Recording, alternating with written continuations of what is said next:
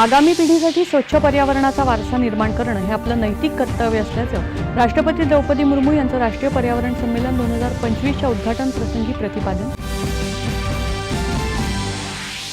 छत्तीसगडमधल्या सुकमा जिल्ह्यात सुरक्षा दल आणि नक्षलवाद्यांदरम्यान झालेल्या चकमकीत 16हून अधिक नक्षलवादी ठार.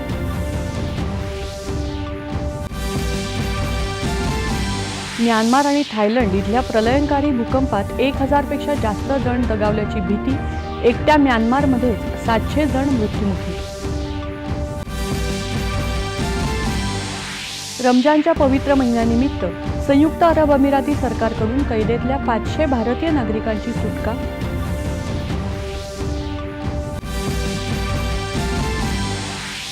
पंतप्रधान नरेंद्र मोदी उद्या नागपूर दौऱ्यावर. रेशीम बागच्या संघ मुख्यालयाला तसंच दीक्षाभूमीला देणार भेट.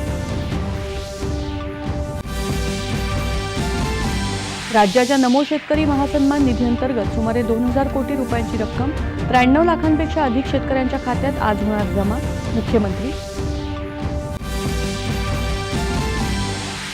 आशियाई कुस्ती अजिंक्यपद 2025 स्पर्धेत महिलांच्या 62 किलो वजनी गटात भारताच्या मनीषा भनवालाची सुवर्ण पदकाची कमाई.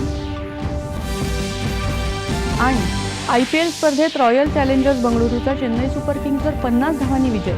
स्पर्धेत आज अहमदाबाद इथे मुंबई आणि गुजरात या संघांदरम्यान सामना. नमस्कार.